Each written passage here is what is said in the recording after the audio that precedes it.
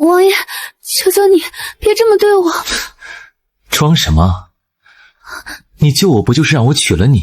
我是个普普通通的天河捞尸人，意外救了太子和小王爷，并怀了太子的孩子。可成亲当天，太子却没有出现，而是带着嫁妆去接相府千金过门了。想要问个明白的我，被小王爷赵子恒拦住。让你有孕的其实是我，我愿意娶你，照顾你一辈子。虽然赵子恒的生母赵王妃看不上出身低微的我，动辄打骂侮辱，但有赵子恒的保护，我还是忍了下来。出嫁1个月后，村子遭遇山匪，110户人家无一活口。看着满目的尸山，我悲痛欲绝，孩子也没留住。赵子恒衣不解带地陪着我，用了很长时间才让我走出阴影。3年后，我再次怀孕，想要第一时间把这个好消息告诉赵子恒，却无意中听到他和友人的对话。子恒，太子如今这般打压你，你不憋屈吗？当年你为了他，不仅娶了宁婉婉，还认下了不属于你的孩子。我不是为他，我是为了婉清。大梁立嫡不立庶，若是让宁婉婉先生下龙子，婉清将来怎么在后宫立足？知道你爱惨了林婉清，但你也没必要屠了整个天hà村灭口吧？好好的捞尸人，自那以后就差不多绝出了。我看到赵子恒事不关己的模样，仿佛从来都没有认识过他。没办法，天河村的人知道的太多了，为了绝后患，他们非死不可。100多条人命在他的嘴里如同蝼蚁一般。我本以为从前爱上太子是我一生的错，却没想爱上赵子恒才是错上加错。刚刚王府的丫鬟过来，被随从拦了。不过我好像听到她说宁婉婉怀孕了。我不会容她把孩子生下来。那可是你的亲骨肉。看吧，就连外人都在心疼我。这个所谓的王妃，她的肚子怀过别人的种，我嫌脏。再说了，她以前总跟尸体打交道，让芸娘把红花掺进王妃的饭菜里，小心些，别让她发现。唉，宁婉婉也是怪可怜的。我会让她安安稳稳做一辈子的王妃，就当是补偿了。黑暗的房间里，我独自落泪。原来当初与我一夜春宵的人并不是他，可他还是甘愿为了林婉清迎娶我这个不洁的女人，甚至去接受一个和他毫无关系的孩子。我记得山匪屠村那天，他看着我被写进诗的裙子，哭得不能自已。婉婉，你放心，我必不会让村民们枉死，更不会让我们的孩子白白牺牲。他说到做到，只用了3日便找到山匪的老巢。这么多年，我对他感激涕零，却不曾想到头来，一切竟全是他所为。王妃，快用饭吧。芸娘把饭菜放在我眼前，盯着我像是在监督。王妃快吃吧，一定要吃完才行。看了红花的饭菜我不敢吃，大夫给我诊脉时告诉我，我宫寒气虚，得好好养着，若是再次滑胎，恐怕就一辈子做不了母亲了。我很想要这个孩子，之前是为了赵子恒，现在是为了那些因我而枉死的乡亲，我就不活他们。除了让捞尸人能够继续传承下去，我不知道还有什么方法可以弥补。又过了许久，院子里传来沉重的脚步声。小王爷您回来了，王妃她不肯吃东西。我来吧。又哭又不吃饭的，到底谁欺负我们家婉婉了？当然是肚子里的小家伙了。赵子恒愣了一瞬，假装惊喜道：真的，我要当爹了。我心里冰得如同冷窖，却不得不为了孩子逢场作戏。子恒，如果你不喜欢这个孩子，将来我就自己把他养大。赵子恒看向我的目光多了几分警惕，但还是强颜欢笑道：瞎想什么呢？婉婉给我生的孩子，我还能不喜欢吗？好了，别胡思乱想了，来吃饭吧。看着满满一桌饭菜，赵子恒夹起一片白灼菜心放在我碗上，柔声道：多少吃点，吃饱了孩子才能长得好。他看起来那么深情，哪里像是在演戏？可我知道那都是假象。我真的吃不下。闻言，赵子恒也失去了耐心，不悦道：你不吃孩子也要吃，别老耍小孩子脾气行不行？说完，他一把掐住我的下巴，想将菜心强行塞入我嘴里。我看见他狠厉的目光，仿佛我不吃，他就要撕下面具强行杀了我的孩子。我用力挣脱，但也明白了他的决心。绝望笼罩着我，我忍着泪意拿起筷子吃完了这顿饭，一切便都该结束了。半夜，我腹痛难忍，床榻被血渐渐染红了一小部分。赵子恒对着门外喊了一声，薛大夫就进来了。我的意识已经痛到模糊，但还是听到薛大夫小心翼翼地说：小王爷，王妃之前已经伤过身子，这次若是不救，恐怕再难有子嗣。沉默了片刻，赵子恒才开口：没关系，照我说的做，等将来娶了妾室有了孩子，过继一个给他养老。便是赵子恒的生母赵王妃也站在一旁事不关己，脸上没有一丝担忧。臣明白了。原来他嫌我脏是真的，不想跟我生孩子也是真的。我残存的一丝期待瞬间灰飞烟灭。正当薛大夫尽力救治我时，东宫的丫鬟匆匆闯了进来。王爷，太子妃今日有些腹痛，想请薛大夫过府一看。赵子恒神色大变，关切之情一览无遗。他想也没想，拉起薛大夫就要走。王爷这时候带走薛大夫，王妃会死的。太子妃只是腹痛，请御医看看就可以了。可王妃现在命悬一线啊，求求王爷可怜可怜我家王妃。混账！太子妃金尊玉贵，岂是你一个奴婢可以安排的？等太子妃无事了，我立马带薛大夫回来。赵王妃冲着身边女奴婢使了个眼色，那女仆立马把芷兰拽起来，几个巴掌扇过去。哪里来的贱奴才？芷兰眼睛红肿，她心疼地看着我。王妃，你等我，我这就去请御医。跟着我让你受苦了。王妃，您撑住，奴婢一定会想到办法救您。我艰难地支起身子，从床榻下掏出一个盒子，将里头的捞尸人铁牌递给芷兰。芷兰，进宫把这个交给陛下，就说您晚请一纸和离书。当初皇帝亲自来天河村接太子和小王爷回京时，感念我的救命之恩，当场承诺可以答应我一件事。我一直不敢乱用这个机会，如今终于派上用场了。怎么样？身子是废了，余生恐怕都要受病痛折磨了。对不起，婉婉，我不是不想管你，可太子妃身怀龙种，耽搁不得。没关系，王爷累了一夜，去歇着吧。婉婉是在怪我吗？民妇不敢。民妇？赵子恒听出了我话里的异样，不可置信地看着我。从前在他面前，我总是自称臣妾，如今改了口，便是想跟他划清界限。民妇出身低微，自然不能跟太子妃相提并论，所以王爷做的没错，民妇也不敢怪责。婉婉向来最是识大体，是我多余了。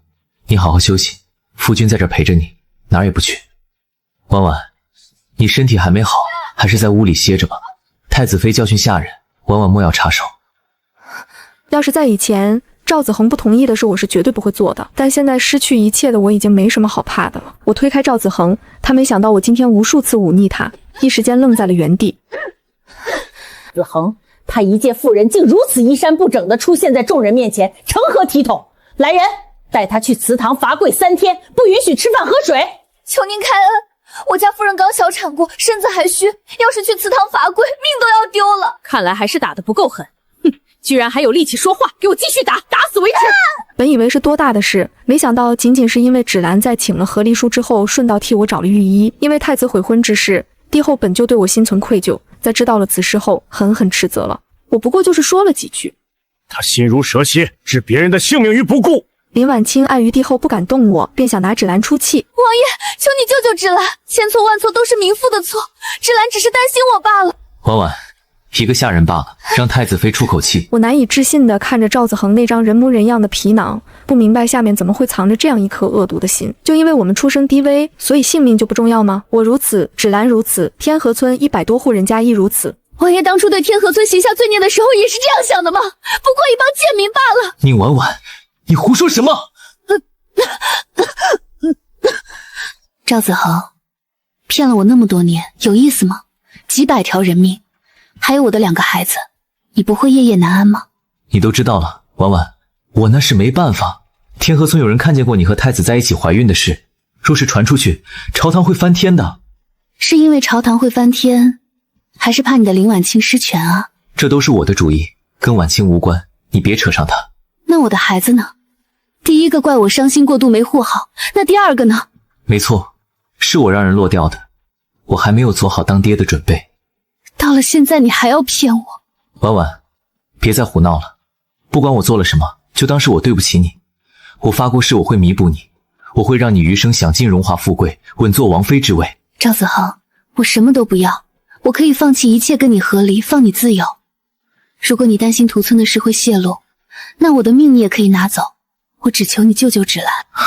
婉婉，你别再说了，这回我帮不了你。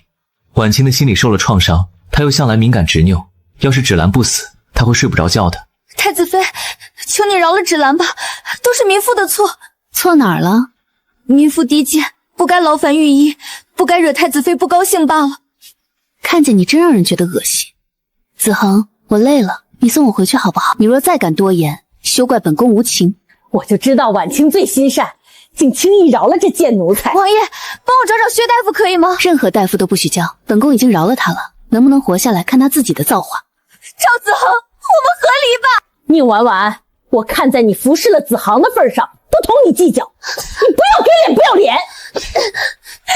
他说要跟你和离，还不快去哄哄？不用哄，气话罢了。除了王府，他根本养不活自己。再说了，他怀过2个孩子，又是2家之身，除了我谁还能要他？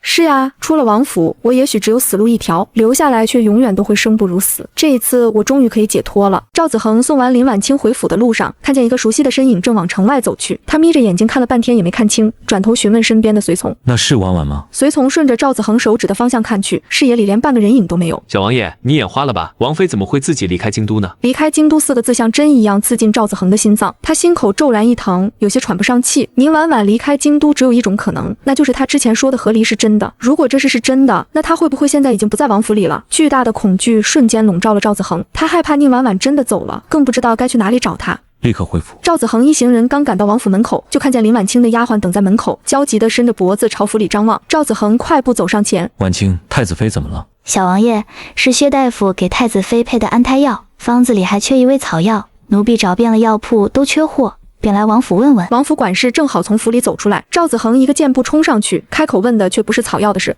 王妃可在府里？王妃出去了，去哪儿了？老奴不知。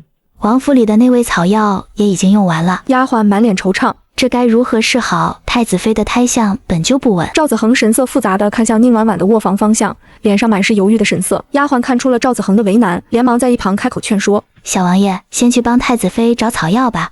王妃那么爱你，怎么可能真的弃你而去？肯定是赌着气跟你闹脾气呢。”赵子恒也在心里暗暗说服了自己。也对，离开我他根本无处可去，想闹就先让他闹着吧，等回来了我再哄哄就是了。夜风裹着血腥味灌进鼻腔，我和芷兰互相搀扶着，跌跌撞撞地往城外走，每走一步，下身的伤口就撕扯一次。王妃，你撑住！芷兰的声音在发抖，她自己也好不到哪去，后背的杖伤还在往外渗血，说话时气若游丝。我摇摇头，说我已经不是王妃了。芷兰愣怔片刻，娘子。我咬牙撑着，脑子里只有一个念头：离开京都，越远越好。可我们终究还是撑不住了。走到城外10里处的荒郊时，终于脚下踉跄，连带着我一起摔倒在地。我想爬起来，身体却像被抽空了一样，一点力气都使不上。眼前一阵阵发黑，意识模糊间，我好像听见有脚步声靠近，是个背着药箱的老人蹲下来查看我们的伤势。他翻看我手腕时，目光落在我掌心的老茧上，愣了一下。老实人，我没力气回答，只能微微点头。再醒来时，我躺在一间破旧的土屋里，身上盖着粗布被子，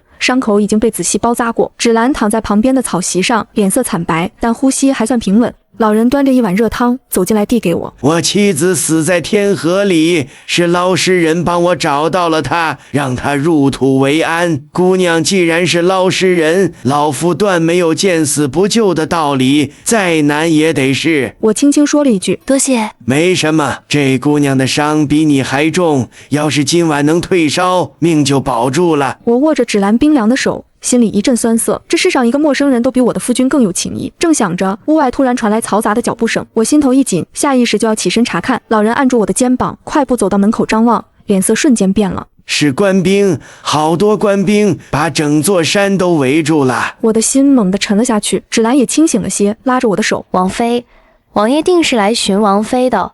王妃听芷兰一句劝，跟王爷回去吧，不然孤身一人将来该如何是好？赵子恒他追来了。老人回头看我，欲言又止。听带头的人说，是小王爷亲自带兵封山。对于赵子恒，我早已没了情绪，平静地摇摇头。不，我想清楚了，我一定要让杀了我2个孩子的赵子恒，漠视赵子恒所作所为，对我非打即骂的赵王妃，毁我清白的太子，以及蛇蝎心肠，怂恿赵子恒图我全村的太子妃付出代价。老人已经听懂了，他叹了口气。王妃不回是对的，小王爷不是来寻王妃的，他是帮太子妃寻药的。又是为了太子妃，芷兰气得直咳嗽，等稍稍平缓了才下了决心一般。王妃，娘子听你的，那赵子恒对咱们做的一切，将来都是要还回去的。半夜，芷兰的身体烫得像块烙铁，我摸着她通红的脸，心急如焚。老人被吵醒，点着油灯过来查看，他翻着药箱，脸色难看。这姑娘的伤太重，我手里这些草药只能吊命，要想离开鬼门关，还需要什么？我去找。老人犹豫了一下，压低声音。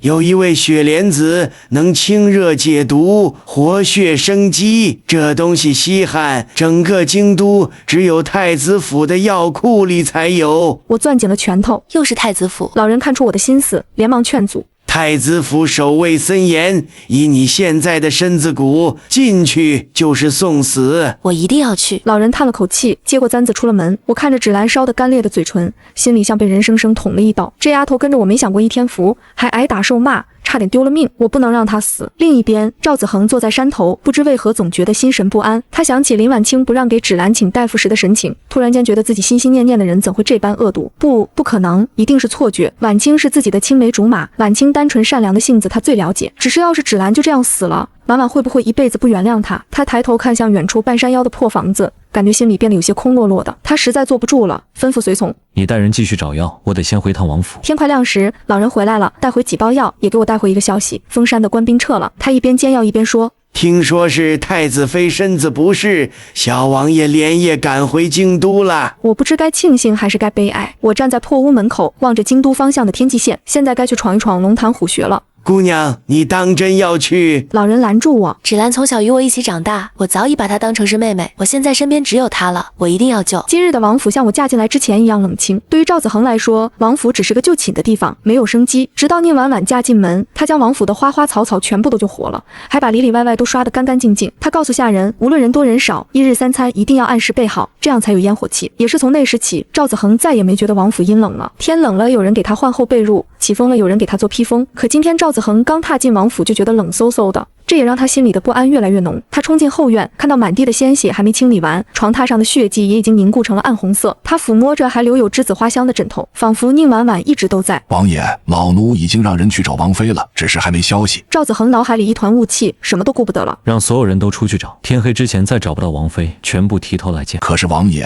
王妃若是故意躲着我们，怕是难找到啊。她不会躲着我的，她一向最粘人了。老管事转身准备离开，却一眼看见桌上的书卷。王爷，这好像是王妃留下的。赵子恒看着老管事捧在手里的书卷，心里有了不好的预感。他愣在原地，迟迟不敢接过。你念给我听。老管事打开书卷，只看了一眼，扑通一声跪倒在地。王爷，这是加盖了黄印的和离书。赵子恒一把抢过和离书，眼睛瞬间变得猩红。不可能，宁婉婉连皇宫都没进过，怎么可能求来和离书？这是伪造的，一定是他想用这个来吓唬去找，无论是死是活，都必须把他带回来见我。我是主子，她是我的结发妻子，没有我的同意，和离书不算数。赵子恒急得乱转，突然想到要找林婉清求助，毕竟女人最懂女人。赵子恒慌乱跑进太子府，正巧碰上林婉清。子恒哥哥，这是怎么了？赵子恒像是抓住救命稻草一般，一股脑将发生的事情全都说了出来。哪知林婉清竟然笑了。要我说，他必定是吃醋闹脾气呢，还伪造了黄印和和离书。依我看啊，子恒哥哥就应该给他一个教训，否则这次找回来以后还不闹翻了天。赵子恒觉得林婉清说的有道理，你们不用去了。他又把刚刚派出去的人叫了回来。赵子恒揽着林婉清夸赞他聪明，他认定了只要他这一次不理会我，我就会因为在外面生存不下去而回来求他。但是他不知道的是，一个心死的女人究竟能有多大的力量。此时我换上男装，揣着匕首，趁着夜色摸到了太子府后墙，翻墙进去时手一软，差点摔下来，下身的伤口又被撕裂，疼得我直冒冷汗。但我咬着牙猫着腰穿过回廊，刚走到花园假山后面，就听见两个人的说话声，是赵子恒和林婉清。子恒，那封和离书你打算怎么办？林婉清的声音里满是厌恶。伪造黄印可是重罪，这和离书我就留着，方便日后掌控他所用。我知道他们说的是我，等他吃够了苦头，自然会跪着回来求我。我的心像被人狠狠攥了一把，原来他根本没把和离书当真，在他眼里，我永远都逃不出他的手掌心。子恒哥哥，可我不想再看到他了，不如就趁这次机会让他永远消失算了。林婉清故意靠在赵子恒怀中，用轻柔的语气说着最狠的话。赵子恒被美色迷昏了头，也不管自己刚刚没找到我的时候有多着急了，直接顺着林婉清的话往下说。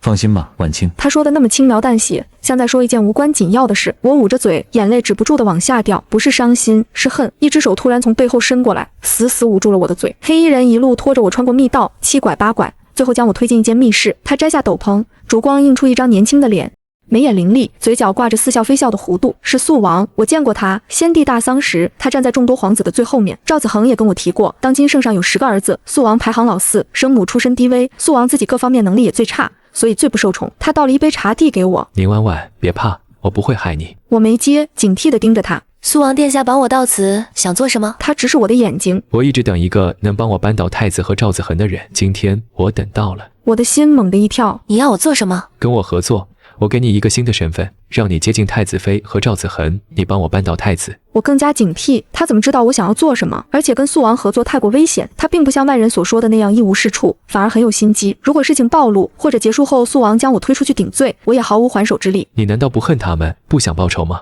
我转身离开。就算我恨，也不会被人当刀使。殿下找错人了。素王没有拦我，甚至没有起身，他只是笑了笑，语气笃定。你会回来的。我心里始终压着一块石头，芷兰还昏迷着。雪莲子还没到手，我决定再去一趟太子府。沿着上次摸清的路线，我再次翻进了太子府。这次我学聪明了，不走回廊，而是贴着墙根从花园的灌木丛里往前爬。药库在东边，穿过一个月亮门就到了。眼看就要摸到药库门口，我的脚下突然踩到一根枯枝，很轻的一声，但在寂静的夜里显得格外刺耳。谁？一队巡逻侍卫从拐角冲出来，为首的那个一眼就看见了趴在花丛里的我。有刺客！我爬起来就跑，可身体还没恢复，跑不了几步就被追上。一个侍卫飞起一脚踹在我后腰上，我整个人扑倒在地。侍卫把我死死按住，又将刀架在我脖子上。抬起头来，我心里一沉，完了，太子府的侍卫一定认识我这个王妃。千钧一发之际，一道黑影闪现出来，动作快得离谱，侍卫连惨叫声都没来得及发出来，便统统倒地了。我被人从地上拉起来，还是那个熟悉的黑衣身影，是素王。他一句话没说，拽着我翻过墙头，七拐八拐钻进了一条暗道。等我们从暗道另一端出来，已经是在城西的一间空宅子里。换上，我送你回去。今晚的事我负责处理，没人会记得。说完，他转身出了门。我换好衣服后，他送我回了破屋。一路上，他没有再提合作的事，甚至连话都没说几句。到了门口，他转身就离开了。我愣在原地。老人看见我回来，急得团团转。娘子，你可算回来了，芷兰姑娘又烧起来了，比之前还厉害，怕是撑不过今晚了。我冲进屋里，芷兰的脸已经烧成了灰白色，嘴唇干裂出血，呼吸微弱。芷兰，你再撑一会儿，我一定能找到雪莲子的。没有人回答我。就在我绝望到快要窒息的时候，门被推开了。素王站在门口，手里拿着一个锦盒。雪莲子，他把盒子放在桌上，语气依旧淡淡的。救人要紧。老人如获至宝，立刻去煎药。我盯着素王，心里翻涌着说不清的滋味。芷兰服下药后，呼吸渐渐平稳下来，烧也慢慢退了。我松了口气，转头想找素王道谢，却发现他又走了。夜里，芷兰沉沉睡去，我守在床边正要打盹，窗户突然被人从外面撞开，一个黑衣人持刀冲了进来，直直刺向我的胸口。素王的身影挡在我面前，将黑衣人打翻在地。素王刚想质问黑衣人是谁派来的，就见黑衣人咬破嘴里的毒囊，当场毙命。素王回头看我，欲言又止。我盯着他，脑子里突然闪过一个念头。一切都太巧了，我每次遇险，他都能恰好出现。他叫我帮我，却从不提条件。他是在等我主动上钩，还是说这些危险根本就是他安排的？第二天晚上，我揣着刀摸到了素王的住处，他的房间居然没有守卫。素王殿下，是你做的吧？黑衣人是你派的，你在逼我走投无路，逼我不得不跟你合作。刀刃抵着素王的咽喉，他连眼皮都没眨一下，只是抬起头看着我，笑了。你该杀的人不是我。我咬着牙，手上的力道又紧了几分。什么意思？素王没有急着辩解，只是抬起手从袖中取出2个信封，轻轻放在桌上。你自己看。我一手持刀，一手拆开第一个信封，里面是一张纸，内容是安排杀手追踪我的下落，趁我落单时灭口。昨夜那个黑衣人不是我的人，这封信是我的人追查得到的线索。黑衣人是林婉清派来杀你的，我的人一直在暗中跟着你，恰好撞上。你若不信，可以看第2个信封，那是我找到的林婉清写给家中的信，字迹完全一致。我翻到第2页，果然字迹一致。我的手开始发抖。我离开赵子恒还不够，林婉清还要对我赶尽杀绝。素王轻轻拨开脖子上的刀，后退一步，直视我的眼睛。我救你是因为你有用，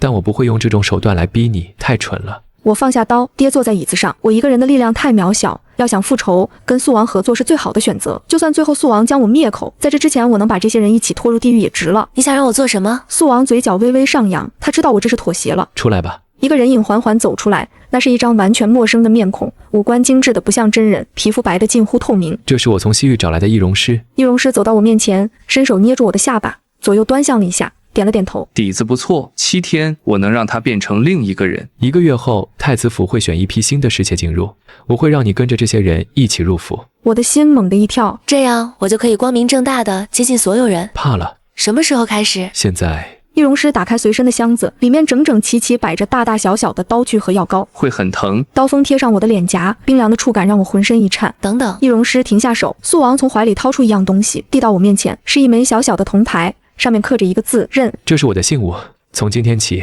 你是我手中最锋利的一把刀。这一次我没有闭上眼睛，因为我要亲眼看着我是怎么死去的，又是怎么重生的。药膏涂抹上去像火烧一样烫，我不能叫，不能动，只能咬着布条把所有的痛咽进肚子里。易容师的手很稳，每一刀都精准的像在雕刻。我接过镜子，手在发抖。镜子里的人柳叶眉，杏仁眼，肤若凝脂，唇不点珠，不是倾国倾城，但让人看一眼就忘不掉。易容师的手法很高超，在我现在的脸上还能看出以往的痕迹，但又不一样。他把我鼻尖上的痣以及脖子上的疤痕全都抹去了。苏王从门外进来，身后跟着一个低眉顺眼的侍女。他抬起头冲我笑了一下，我一眼便认出来她是芷兰。我鼻子一酸，差点掉下泪来。从今天起，你叫苏晴，是太子府新进的粗使丫鬟，负责在内院洒扫。苏王看着我，而你叫苏晴，商贾之女，家道中落，被远房亲戚送进太子府做侍妾。你的所有身份文书我都准备好了。我接过那叠文书翻看了一下，每一个细节都天衣无缝。假死。对，宁婉婉不死，林婉清不会善罢甘休。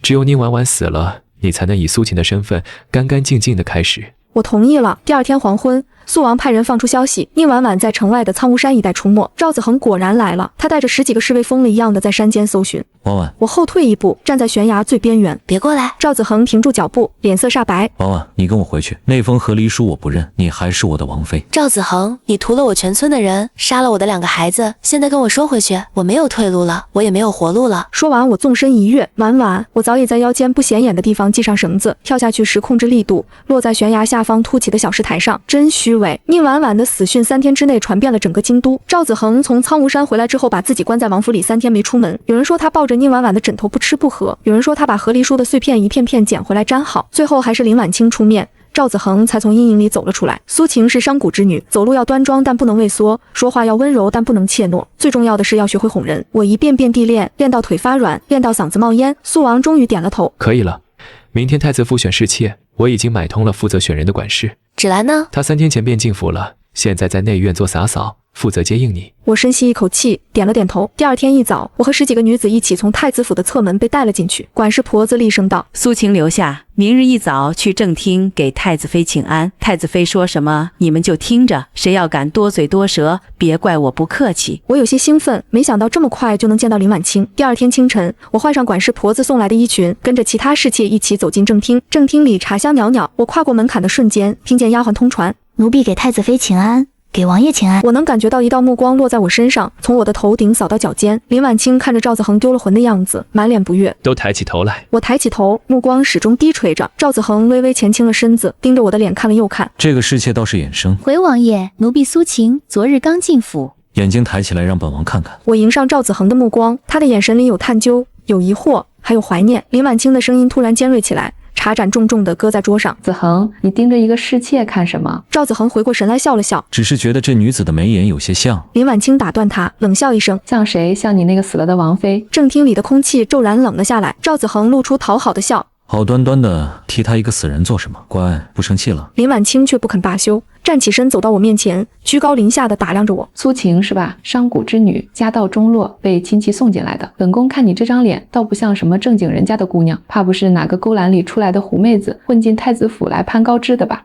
我跪在地上，指甲掐进掌心，脸上却依旧温顺。太子妃明鉴，奴婢确实清白出身。清白？本宫看你不像。他转头看向身旁的嬷嬷，语气轻描淡写：来人验身，本宫倒要看看你是不是贞洁之女。我眼前一黑，没想到林婉清竟然这么恶毒。太子妃，不要啊！我冲着一旁的芷兰使了个眼色，她立马明白，偷偷跑了出去。太子妃当着这么多人的面验身，要奴婢之后还如何在这太子府活下去？赵子恒皱了皱眉，似乎想说什么，但最终还是什么都没说。就在这验，让所有人都看着。嬷嬷的手伸向我的衣领，撕啦一声，我的外衫被扯开了一道口子。就在这时，正厅门口传来一个低沉的声音：住手！所有人齐刷刷地转过头去。太子站在门口，面色铁青，是我让芷兰将太子引到这里来的。太子并不喜欢太子妃嚣张跋扈的性子，但碍于他父亲的面子，已经忍耐了许久。如今我就是要给太子提供惩罚太子妃的契机。林婉清脸色微变，但很快堆起笑脸，站起身迎了上去。殿下，您怎么来了？臣妾只是教训一下新来的侍妾。我低着头，肩膀微微发抖，眼泪在眼眶里打转，却强忍着不让它落下。你抬起头来。我慢慢抬起头，泪眼婆娑地看向太子。日光映在我脸上，苍白而脆弱，像一朵饱经摧残的花朵。这副模样，我在铜镜前练了整整3天。太子愣了，他盯着我的脸，眼神从冷漠变成了惊艳。我早就知道太子好色，当初强迫我便是因为我生得好看。如今经过易容师的一番操作，我更是美得不可方物。太子果然被我吸引住目光，迟迟不肯在我身上移开。怎么回事？殿下，这个苏晴来历不明，臣妾怀疑她不是清白之身，所以要验一验。验身？太子妃倒是闲得很。你叫什么名字？回殿下，奴婢苏晴，昨日刚进府。我的声音轻柔如水，带着一丝颤抖。好名字。林婉清的脸色已经难看到了极点，却不敢当着太子的面发作。我身体摇摇欲坠，像是随时会晕倒。太子见状，伸手扶住了我的肩膀。你受伤了没有？奴婢只是害怕再也没机会见到传闻中玉树临风的您一眼。话没说完，我身子一软，顺势倒进了太子怀里。太子很快便搂住了我的腰，我强忍着恶心，把脸埋在他胸前，哭得楚楚可怜。殿下，奴婢真的不知道做错了什么，太子妃非要当众扒奴婢的衣服，奴婢以后还怎么做人？还不如去死了算了。我的声音不大不小，刚好让在场所有人都听得清清楚楚。太子的脸色彻底沉了下来，他松开我，站起身朝林婉清走过去。林婉清后退了一步。殿下，您听臣妾解释。解释什么？解释你如何在后院作威作福，解释你如何在我的眼皮子底下羞辱我的人。殿下，臣妾只是……够了！太子直接一巴掌甩在林婉清脸上，太子拂袖而去。正厅里只剩下我、林婉清和赵子恒。林婉清死死盯着我，胸口剧烈起伏，像是恨不得马上把我碎尸万段。赵子恒安抚着林婉清，目光在我脸上打量着。苏晴是吧？你倒是好本事。我垂下眼帘，声音轻柔：王爷谬赞，奴婢只是想活命罢了。林婉清冷笑一声，转头拉住赵子恒的袖子：子恒，你看到了吧？这狐妹子一进门就勾引殿下，若不早日除去，日后必定祸乱东宫。苏晴，你初来乍到，应当安分守己。太子妃是东宫之主，岂容你放肆？我抬起头看着他，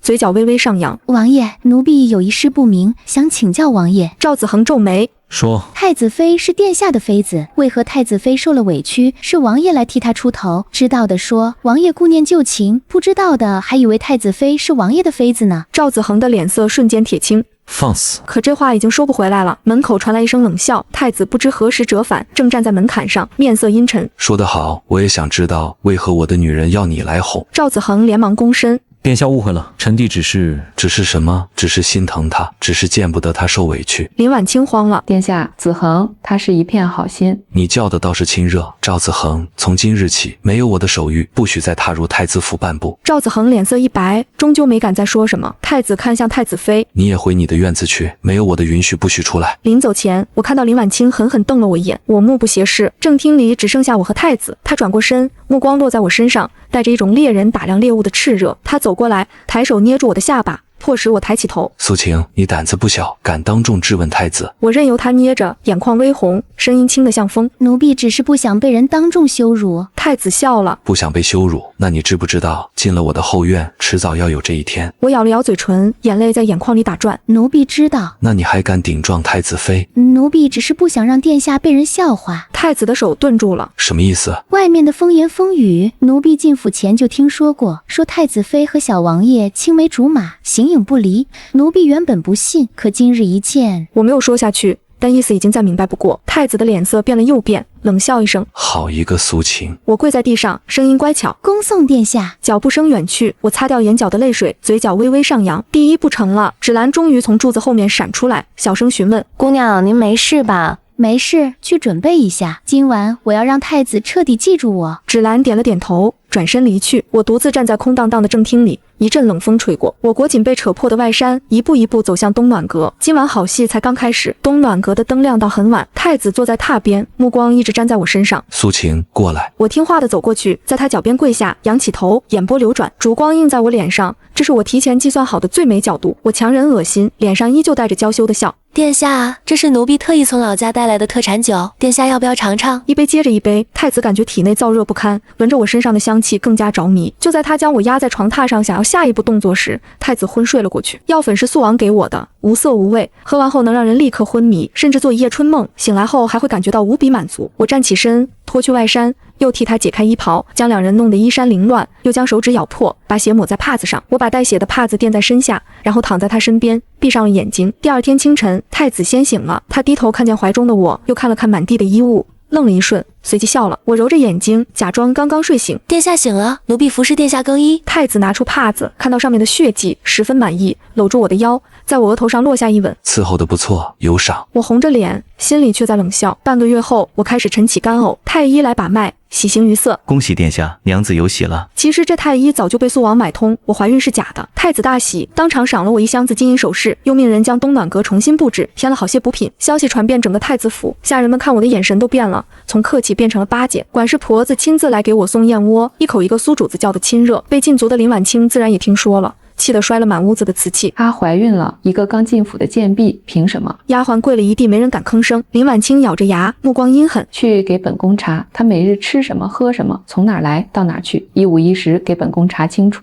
怕什么？我又没真怀孕。去请太子，就说我喝了安胎药之后腹痛不止。我强撑着直起身子，哭得梨花带雨。殿下，我们的孩子。芷兰扑通一声跪在地上。殿下，奴婢亲眼看见厨房的杂役往安胎药里加了东西，那杂役是太子妃身边的人。不到半个时辰，侍卫从林婉清的妆帘夹层里搜出一包未用完的藏红花粉末，送药的杂役挨了20板子就全招了。一切都是太子妃做的。殿下，臣妾冤枉，那包药不是臣妾的，是有人陷害。杂役已经招了，你还要狡辩？林婉清的目光扫过我，像淬了毒的针。是他，一定是他自导自演。我捂着肚子往太子身后缩了缩，声音虚弱：太子妃，奴婢与您无冤无仇，您为何三番两次要置奴婢于死地？奴婢的孩子也是殿下的骨肉啊！太子将我护在身后，看向林婉清的眼神彻底冷了。来人，太子妃残害皇嗣，从今日起迁出正院，禁足于后院柴房，任何人不得探视。林婉清愣了一瞬，随即尖叫起来：殿下，你不能这样对我，我父亲是前朝重臣，没有林家，你坐不稳东宫。当晚我让芷兰给赵子恒送了一封信，信上只有一行字：太子妃有难，速来。赵子恒果然来了，他翻墙进了太子府，摸到后院柴房。我站在暗处，觉得时机成熟了，转身走向太子的书房。我跪在他面前，眼眶通红：殿下，奴婢有件事，不知当讲不当讲。太子扶起我说：奴婢方才在院子里散步，看见后院有个人影翻墙进了太子妃的房间，那人像是小王爷，奴婢不敢多看，思来想去，还是来禀报殿下了。太子的脸色骤变，他推开我，大步流星地往后院走去。太子一脚踹开了门，赵子恒的手还搭在太子妃腰上，来不及收回。空气凝固了一瞬，林婉清最先反应过来，一把推开赵子恒，踉跄着跪倒在地。殿下，不是你看到的那样，是他逼我的。赵子恒的手僵在半空，难以置信地看着他。他半夜翻墙进来，强行抱住臣妾，臣妾是被迫的。我站在太子身后看着这一幕，差点笑出声来。赵子恒的脸色白得像纸，他张了张嘴，声音沙哑：婉清，你说什么？你闭嘴！你这个登徒子，我是你嫂嫂，你竟敢对我无礼！殿下，你要为臣妾做主啊！赵子恒愣在原地，像被人当头泼了一盆冷水。就算这样，赵子恒还想保护林婉清，直接认了罪。臣弟有罪，请殿下责罚。殿下，他认罪了，都是他一个人的错，臣妾是无辜的。我忍不住轻笑了一下，林婉清的哭声戛然而止，恶狠狠地瞪向我。太子的脸色已经黑到了极点。来人，把这两个不知廉耻的东西押到正厅，我要写折子，请陛下和离。太子本来对林婉清的父亲还有顾虑，如今太子妃做了如此厚颜无耻之事，倒给了太子名正言顺和离的机会。林婉清瘫软在地，终于慌了。3天后，圣旨下来了，太子与太子妃和离，赵子恒削爵3级，罚俸3年。林婉清被林家接回去的当天，就被关进了后院祠堂。林侍郎上书请罪，称教女无方，言辞间把林婉清贬得一文不值。一个被休弃的女儿，对家族来说不过是一枚弃子。不到半个月，我就听说林婉清被林家赶出了门，她在街上流浪，蓬头垢面。昔日的太子妃沦落到翻垃圾找吃的。我坐在东暖阁的窗前，听到芷兰问：娘子，接下来怎么办？我放下茶盏，派人把她绑来。破旧的寺庙里，林婉清被蒙着眼睛扔在地上，嘴里塞着破布。我坐在她面前的蒲团上，看着这个曾经高高在上的太子妃，如今狼狈得像条丧家犬。我终于扯掉她眼上的黑布。林婉清眯着眼适应光线，看清我脸的那一刻，瞳孔骤缩。是你，苏晴，你竟敢绑架本宫！林婉清，你难道不认识我了吗？我可不是苏晴。她盯着我的眼睛，突然意识到什么，瞪大了眼睛。你教唆赵子恒害死我2个孩子，屠我全村的时候，没想到你会有今天吧？宁婉婉，你不是死了吗？鬼，你是鬼！她尖叫着往后缩，裤子湿了一片，竟是吓尿了。别过来，别过来，不是我杀的，不是我。林婉清，好久不见。我错了，我真的错了，是赵子恒，都是他干的。我只是让他把村里人赶走，不让他们乱说话。我真的不知道他会杀人，会虐杀他们。虐杀2个字像一把刀扎进我的心脏。你说什么？我听他的随从说的。他说赵子恒觉得杀人太便宜了，他要让他们痛苦的死去才有意思。我还听说有的村民死前还在喊你的名字。我的血一下子冲上头顶，猛然想起他们给我饭吃，教我捞尸的手艺。这手艺虽不太上得了台面，但总归算个生计。那时林家二婶子为了帮我消除恐惧，还打趣我：别怕，好好学，搞不好将来还能捞到个没死透的如意郎君呢。后来我确实捞到了2个没死透的郎君。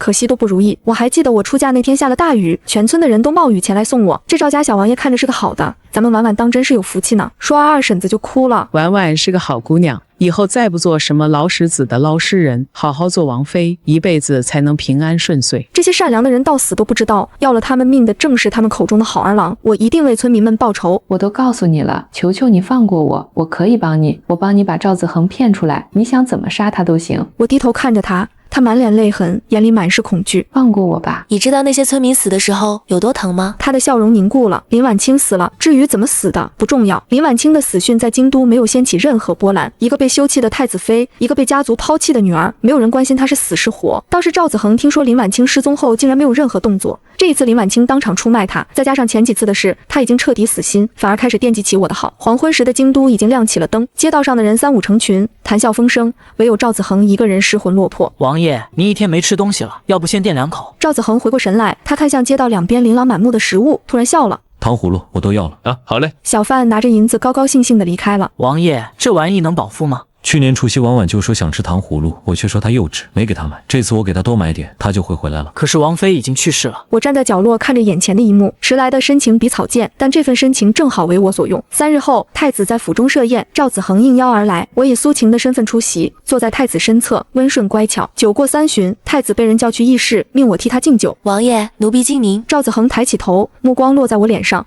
你的眼睛很像一个人。我垂下眼帘，声音轻柔。很多人都这么说。像谁？像王爷心里那个人。赵子恒的手一抖，酒洒了几滴，他一仰头，将杯中酒饮尽。等到太子回来时，赵子恒已经醉得不省人事。太子皱眉，命人将他扶到厢房歇息。夜深了，我支开守夜的丫鬟，推开厢房的门。赵子恒躺在床上，嘴里含混地喊着什么。我凑近了些，听清了他是在喊我的名字。婉婉。子恒，醒醒，怎么在这睡着了？跟臣妾回去睡吧。他迷迷糊糊睁开眼，听到我这么说，顿时把我认成了宁婉婉。婉婉，你没死。他伸手想要摸我的脸，我拍开他的手，转身就走。婉婉，别走。从那天起，赵子恒开始频繁地光顾太子府，每次来都要偶遇我，我也没有闲着，开始往赵子恒的王府跑。我的目标是赵子恒的母亲赵王妃。第一次去，赵王妃冷着脸，商贾之女能有什么好东西？第二次去，我带了一匹江南进贡的云锦，赵王妃摸了摸料子，脸色稍缓。第3次、第4次、第5次，每一次我都带着精心挑选的礼物，说着恰到好处的奉承话。不出1个月，赵王妃见到我便眉开眼笑。苏晴啊，你比那个宁婉婉强多了，那个村姑粗鄙不堪，哪像你这般知书达理。我笑着应和。太子因为之前的绿帽事件，早就对赵子恒怀恨在心，于是趁机打压他，上朝参本，说赵子恒有辱皇家颜面，夺了他的兵权。赵子恒一夜之间从高高在上的小王爷变成了无权无势的闲人。在这之后，赵子恒消失了。此时的我没心思管赵子恒去了哪里。我收到了肃王的密信，信上只有4个字：3日太子反。我将信纸凑近烛火，看着它化为灰烬。3天后，太子就要造反了。这一切都在肃王的计划之中。早在我进太子府之前，肃王就一直在太子面前扮演好朋友的角色，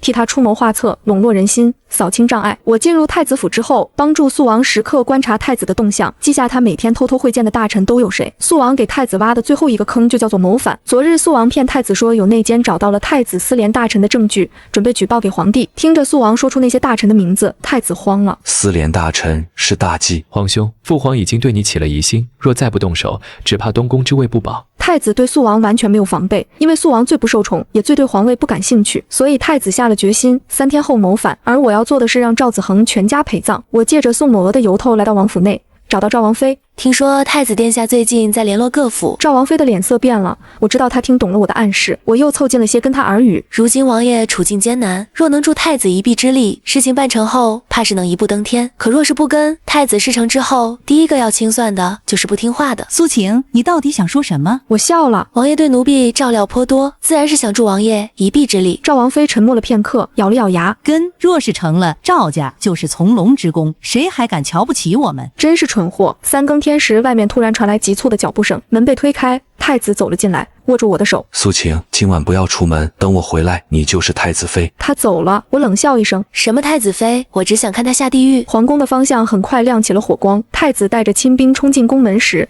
迎接他的是密密麻麻的弓箭手。父皇是肃王，是他陷害儿臣。消息传到太子府10天还没亮，不好了，殿下造反失败了。我站在东暖阁门口，看着这片混乱，心里平静得像一潭死水。太子废为庶人，流放途中永世不得回京，而赵子恒一家家因为参与谋反被判处满门抄斩，肃王因为护驾有功被皇帝当场立为新的太子。他搬进了东宫，穿上了太子的官服，成了储君。他开始侍奉皇帝喝药。父皇，儿臣亲自给您煎的药，您趁热喝。肃王端着药碗跪在龙榻前，人畜无害。朕最近总觉得乏得很，浑身没力气。父皇年事已高，该好好歇歇了。朝中的事交给儿臣就好。皇帝喝了药，沉沉的睡去。他不知道自己喝的每一碗药里都被肃王加进了慢性毒药。而我回了天河村，因为我派出去的人传来了消息，赵子恒在那里。我回到天河村，看到赵子恒竟然在我家做起了饭。看到我回来，赵子恒声音哽咽。婉婉，你终于回来了。我越过赵子恒，走进这个阔别多年的地方，桌上放着满满一桌饭菜，色香味什么都没有。赵子恒挠着头，不好意思地看着我。我没做过饭，这几天一直在学。你怎么知道是我？我找到了林婉清，是她告诉我的。林婉清不是死了吗？她被路过的村夫救了，还被收去做了媳妇，现在已经怀孕了。我帮她逃了出来。我听到这个消息，竟然想笑。赵子恒想拉我坐下，芷兰终于掀翻了饭桌，毫不畏惧地挡在我面前。王爷的好意，我家娘子不敢领。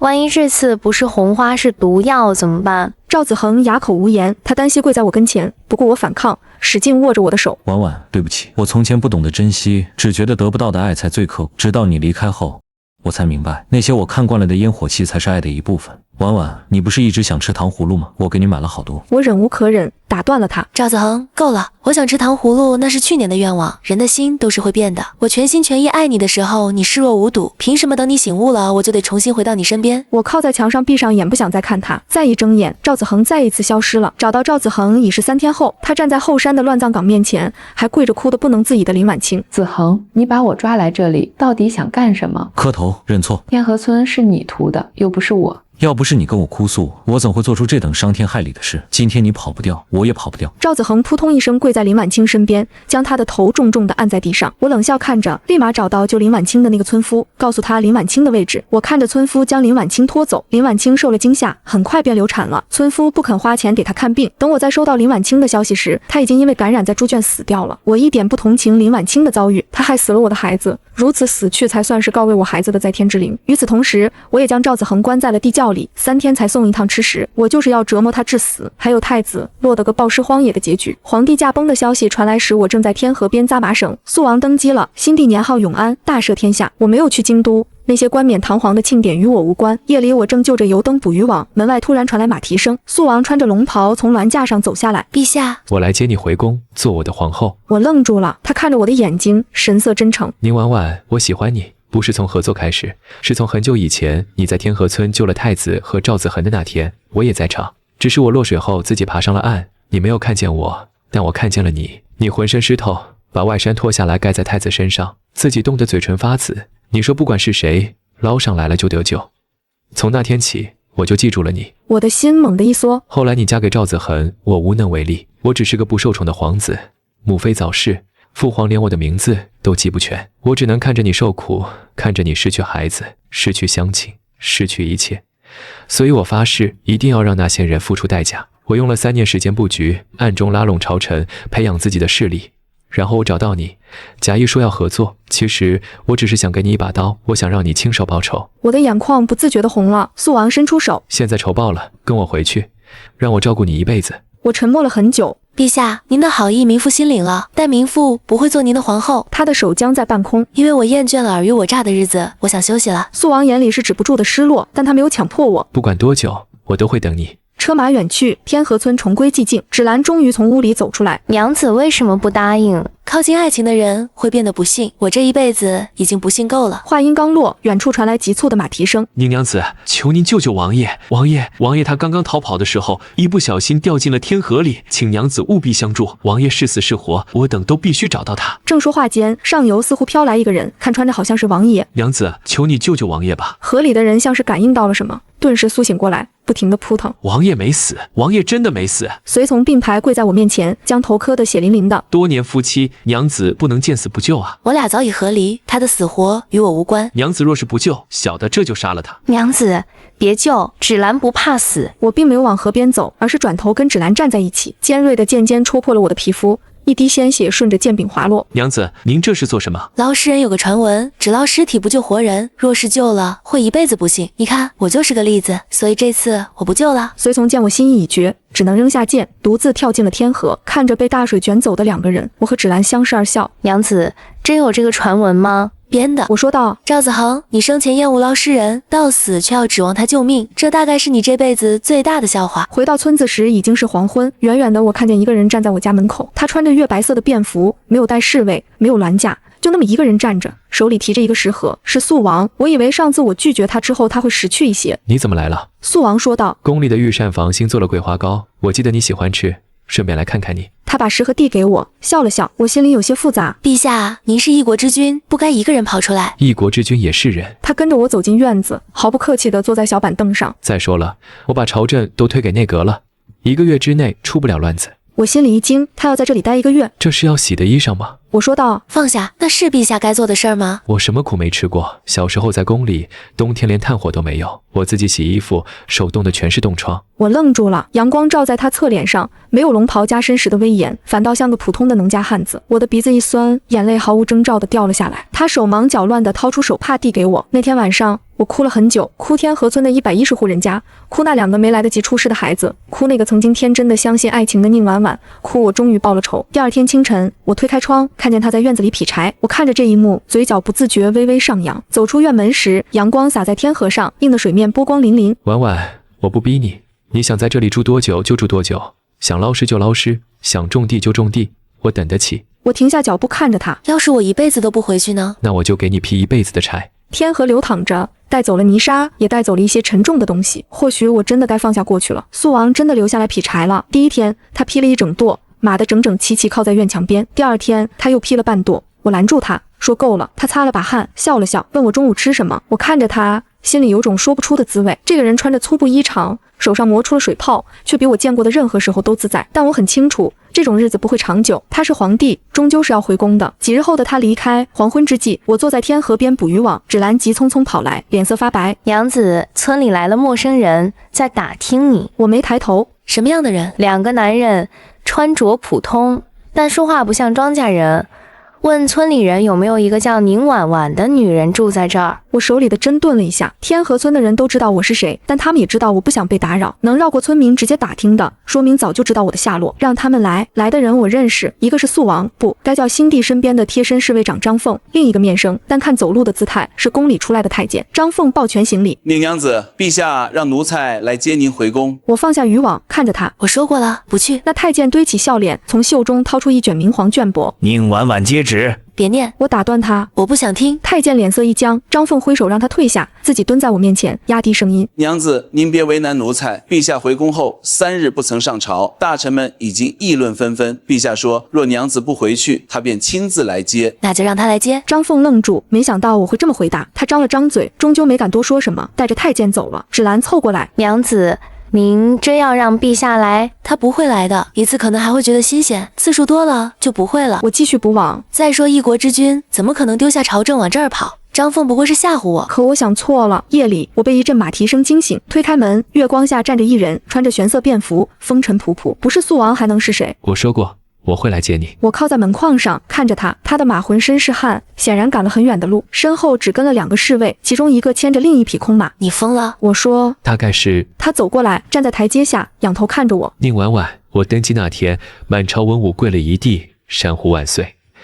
可我坐在那把椅子上，心里想的全是你。我的心跳漏了一拍，但我压下那股异样，转身进屋。进来吧，外面冷。他跟着进来，坐在灶台边看我生火做饭。芷兰识趣地躲进了里屋，他接过我递来的碗，吃了一口。你做的饭比御膳房好吃。那是因为你饿了。他笑了，那种笑不是帝王的笑，是赵恒的笑。我终于想起素王的本名叫赵恒。吃完饭，他帮我洗碗，我站在旁边看着，忽然觉得荒唐。一个皇帝大老远跑来，就为了给我洗碗。赵恒，我第一次叫他的名字，他的手顿住，抬起头看我。你到底图我什么？他放下碗，认真地看着我。我图你这个人，宁婉婉。我不在乎你嫁过谁，不在乎你是什么身份，我在乎的是你这个人。可我在乎。我说我累了，不想再卷入任何事。不会了。他握住我的手，有我在，没人能懂你。我没抽回手，但也没答应，我只是看着他，心里在想，这个男人说的话能信几分？赵恒在天河村住了7天，这7天里，他帮我修了屋顶，补了篱笆，还跟我学怎么撒网。他笨手笨脚，差点把自己掉进天河里，我笑得直不起腰。可我知道，这平静下面是暗流。第8天清晨，张凤急匆匆赶来，附在赵恒耳边说了几句话。赵恒的脸色变了，他看着我，欲言又止。出事了？我问。朝中有人不安分。他顿了顿。我那几个兄弟趁我病了，开始活动了。我心里一沉，赵恒虽然登基，但根基不稳，先帝子嗣众多。他虽然被立为太子，可其他皇子各有势力，尤其是三皇子赵承勋手握兵权，一直不服。你得回去。我说。他点点头，站起身，忽然单膝跪在我面前，握住我的手。婉婉，跟我回去。你在外面，我不放心。你是怕我被你的人抓去当人质？他脸色一僵，显然被我说中了心思。我叹了口气。赵恒，我不是不信你，我只是不信那把椅子。坐上那把椅子的人都会变。我不会。太子也说过不会变。我抽回手。你先回去处理朝政，我在这儿等你。等你坐稳了那把椅子，再来找我。他沉默了很久，终于站起身，翻身上马。临走前，他从怀里掏出一块玉佩，塞进我手里。这是我母妃留给我的，只有1块。你若不来，我便终身不娶。马蹄声远去，我站在门口，握着那块温热的玉佩，心里翻涌着说不清的滋味。芷兰从屋里出来。娘子，您真的不去？不去。可您哭了。我摸了摸脸，果然一片湿润。赵恒走后第3天，村子里来了一个不该来的人。那天我在河边洗衣服，芷兰忽然尖叫起来。我抬头看见一个人从河上游飘下来，趴在一块木板上，浑身湿透，人事不省。我没动，芷兰拉着我的袖子。娘子，好像是……我知道是谁，是赵子恒。他不是死了吗？随从不是跳进天河去救他了吗？怎么会出现在这里？我放下衣服，走到河边，蹲下来看着他。他脸上有好几道伤口，嘴唇发紫，但胸口还在起伏，没死。娘子，救不救？我想起那个传闻，捞尸人只捞尸体不救活人，救了会一辈子不幸。虽然是我编的，可这一刻我真希望这是真的。不救。话音刚落，赵子恒的手指动了一下，他睁开眼，浑浊的目光落在我脸上，忽然笑了。婉婉，我知道你会救我。我站起身，后退一步。你认错人啦，我是苏晴。你不是？他咳嗽了几声，吐出一口水。我见过苏晴，苏晴已经死了。太子造反那天，太子府被抄，所有侍妾都被处死。苏晴死了，可你还活着。我心里一惊，这件事我不知道，赵恒没告诉我。你怎么找到这里的？我一直没离开过。他艰难地从木板上翻下来，跪在地上。婉婉，我在地窖里关了1个月，你每天只给我送1顿饭，可你还是没忍心饿死我。后来我逃出来，没走远，就在后山藏着。我浑身发冷，他一直在暗处看着我，看着我和赵恒在一起。你想干什么？赵子恒抬起头，眼眶通红。我想赎罪。婉婉，我知道我错了，我不求你原谅，只求你让我留在你身边，做牛做马都行。我不需要。我转身就走，他在身后喊：宁婉婉，你难道不想知道天河村的110户人家葬在哪里吗？你连他们的坟都没上过。我的脚步顿住了。赵子恒被我关在柴房里，芷兰守在门口，不许他出来。我坐在院子里，盯着那扇紧闭的门，心里翻江倒海。他说的对，我确实不知道乡亲们葬在哪里。当年山匪屠村后，赵子恒说已经妥善安葬，我便信了。可现在想来，那可能也是谎言。天黑后，我推开柴房的门，赵子恒靠在墙角，看见我进来，露出一个苦笑。你还是来了。乡亲们葬在哪里？我带你去。我不信你。他叹了口气。婉婉，我现在这个样子能骗你什么？我只是想做一件对的事。我沉默了片刻，拿了根绳子绑住他的手腕，另一头系在自己手上。走吧。他低头看了看绳子，眼眶一红。你以前也这样绑过我？那是怕你半夜梦游掉下床。我冷冷地说。现在是怕你跑。后山的乱葬岗比3年前更荒凉了。赵子恒带着我穿过一片荆棘丛，走到一处不起眼的土坡前。就在这里。我蹲下来，借着月光看那片土地，没有墓碑，没有标记，只有疯长的野草。所有人都埋在这里。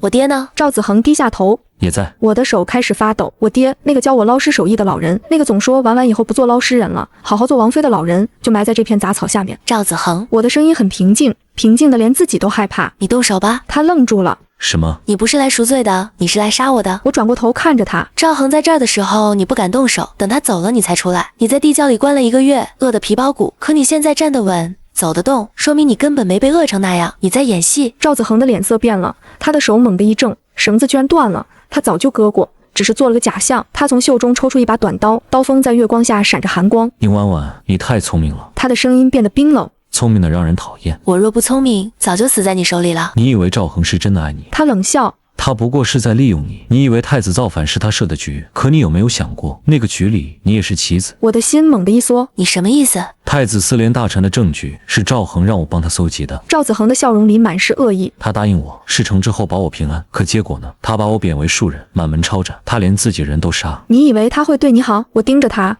脑子里飞速转动。如果他说的是真的，那赵恒确实比我以为的要狠得多，可这又如何？赵子恒，你说完了吗？他愣住。就算他利用我，至少他帮我报了仇。我站起身，从腰间拔出那把一直藏着的匕首，而你连利用都不配。赵子恒扑过来，我一刀刺进他的肩膀，他惨叫一声，手里的短刀落地，我拔出来。又刺进他的大腿，2刀不致命，但足够让他站不起来。他瘫在地上，血从伤口涌出来，染红了杂草。这一刀是为我第一个孩子，这一刀是为我第2个孩子。我扔下匕首，居高临下的看着他。赵子恒，我不杀你，不是因为仁慈，是因为死太便宜你了。我要你活着，活在这乱葬岗上，每天看着这片埋着110条人命的土地，看看你能不能睡得着觉。我转身离开，身后传来他嘶哑的笑声。宁婉婉，你会后悔的，赵恒不会放过你的。等你没用了，他会像扔垃圾一样把你扔掉。我没有回头，回到家中，芷兰看见我手上的血，吓得脸都白了。不是我的血，我洗了手，坐在灶台边，心里一团乱麻。赵子恒的话像毒蛇一样钻进我的脑子里。赵恒真的在利用我吗？他帮我报仇，是真的喜欢我，还是因为我还有用？不能这么想。赵子恒在挑拨离间，我若信了，就中了他的计。可万一他说的是真的呢？门外忽然传来脚步声，我警惕地站起来，手摸向匕首，门被推开，进来的人让我意外，是张凤。宁娘子，陛下有急信。他递上一封信，表情凝重。我拆开，里面只有一行字：速回京，有危险。什么危险？三皇子赵承勋联络了几位老臣，要以陛下无后为由，逼陛下选秀立后。选秀名单里有赵承勋的女儿。我心里一沉，这是要安插自己的人进宫，控制赵恒。这跟我有什么关系？陛下说，若娘子不回去，他便不选秀；可若不选秀，赵承勋便有借口发难。到时候他就会用我威胁赵恒。我冷笑，所以赵恒让我回去，是为了保护我，还是为了把我放在眼皮子底下看着？娘子，陛下对您是真心。他的脸色变了。我知道。我打断他，你回去吧，告诉他我会去的，但不是现在。那是什么时候？我看着窗外的天河，沉默了很久。等我想清楚的时候，张凤走了。芷兰担忧地看着我，娘子，您真的要去？不去不行。我叹了口气。赵子恒说的对，我若不去，赵恒迟早会被逼到绝路，到时候那些人会挖出我的身份，用我来攻击他。可您去了，不就成了靶子？所以我得想个办法，让他们不敢动我。半个月后，我回到了京都，用回了自己的真名。赵恒在御书房见了我，他瘦了一圈，眼下乌青，显然没睡好。你不该回来的。他说，那你就不该写信。他苦笑，我怕你有危险，又想你回来。可你回来了，我又怕护不住你。不需要你护。我站在他面前，直视他的眼睛。赵恒，我不是回来当你的皇后的，我是回来跟你做一笔交易。他的笑容凝固了。什么交易？我帮你稳住朝局，你帮我做一件事。什么事？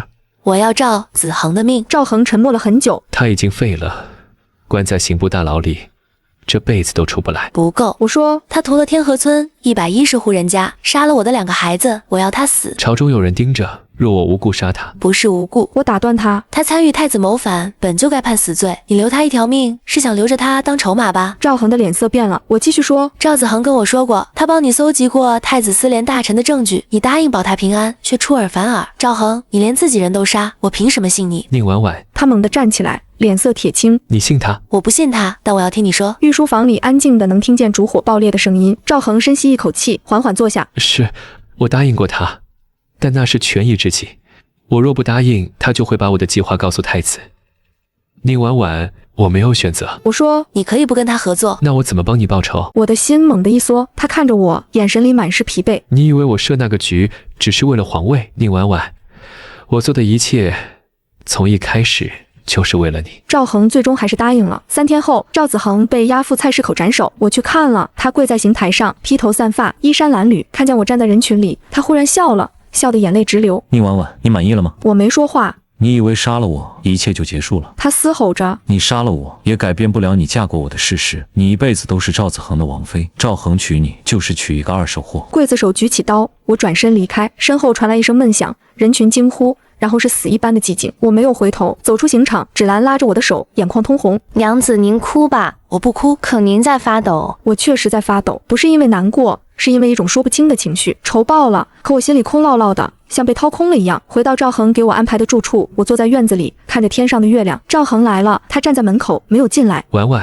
接下来你打算怎么办？我转过头看着他。你想让我怎么办？他走进来，蹲在我面前，握住我的手。我想让你留下来，做我的皇后，但我知道你不愿意，所以我给你2个选择：第一，留在京都，住在这里，我每天来看你；第二，回天河村，我每个月去看你。第三个选择呢？他愣住。第三个选择，我说我嫁给你，但我不做皇后。那做什么？做你的妻子，不做皇后，不做妃嫔，就做赵恒的妻子。他看着我，眼眶忽然红了。宁婉婉，你知道你在说什么吗？我知道。我说，但我有条件。什么条件？第一，不许纳妃；第二，不许让我生孩子；第三，若有一天你变了心，放我走。他愣了很久。为什么不能生孩子？我的身子已经坏了。我说的平静。薛大夫说过，我很难再有孩子，就算有，也保不住。我不想再经历一次。赵恒沉默了很久，忽然将我拥进怀里。我不要孩子，我只要你。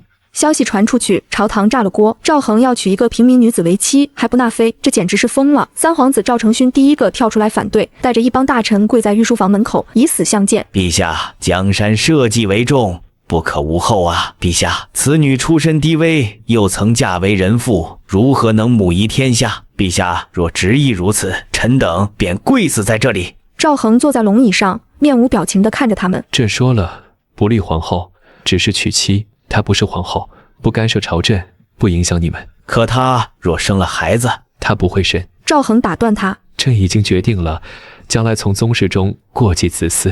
大殿里一片哗然，赵承勋的脸色难看到了极点，他站起身，冷冷地看着赵恒。陛下，您这是在自毁江山。朕的江山，朕说了算。赵承勋拂袖而去，身后跟着一群大臣。我知道他不会善罢甘休。当晚，赵恒来到我的住处，脸色疲惫。你还好吗？不好。他靠在椅子上。赵承勋联络了5城兵马司，恐怕要动手。我心里一惊，这么快？他等不及了。赵恒揉了揉太阳穴。我若不退让，他就要逼宫。那你退让吗？他抬起头看着我。你呢？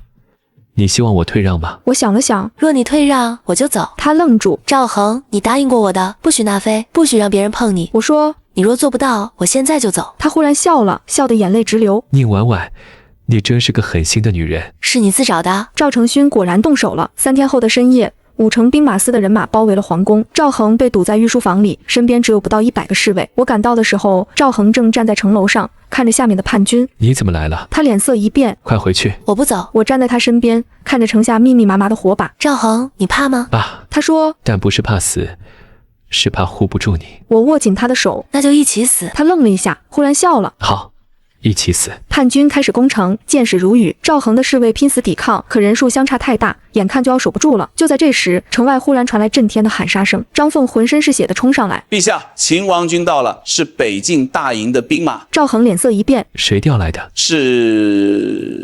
是宁娘子。赵恒转过头看着我，满脸震惊。我从袖中掏出一块铜牌，上面刻着一个刃字。你以为我这半个月在干什么？我说，赵子恒死了，但他在京都经营多年，留下不少人脉。我找到他们，用你的名义召集了北京大营。你怎么调得动北京大营？因为北京大营的统帅是你母妃的旧部，而你母妃的旧部欠我一个人情。赵恒愣住。什么时候？3年前，我在天河边救过一个落水的将军，他叫韩章，是北京大营的前统帅。他说若有需要，可以拿这块令牌找他。赵恒看着那块令牌，忽然笑了，笑得眼泪直流。宁婉婉，你到底还有多少事瞒着我？不多了。我说，打完这一仗，我全告诉你。叛军溃败，赵承勋被擒，5城兵马司的将领跪了一地，口称陛下恕罪。赵恒站在城楼上，看着这一切，忽然转头看着我。宁婉婉，你愿不愿意做我的皇后？我看着他的眼睛，这一次没有犹豫。好。永安元年春，新帝大婚，娶平民女子宁婉婉为后，不纳妃，不选秀，后宫仅1人。朝臣反对，赵恒只说了一句：朕的江山，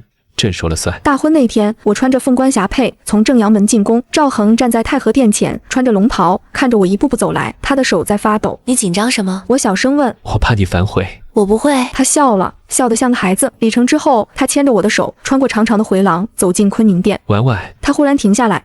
谢谢你愿意留下来。我看着他的眼睛，里面没有算计，没有利用，只有一个人对另一个人的真心。赵恒，我不信永远，但我信你。他低下头，吻了吻我的额头。窗外，天河的水还在流，带走了泥沙，带不走的是那些沉在心底的东西。宁婉婉终于不再是捞尸人，不再是王妃，不再是任何人的妻子。她是赵恒的妻子，是大梁的皇后，更是他自己。天河村那110户人家的坟前，我立了一块碑，碑上刻着所有人的名字，最上面是我爹。我跪在碑前，磕了3个头。爹，女儿给您报仇了。风吹过，野草摇曳，像是在回应。赵恒站在我身后，没有上前，他知道有些路得我一个人走，走完了才能回头。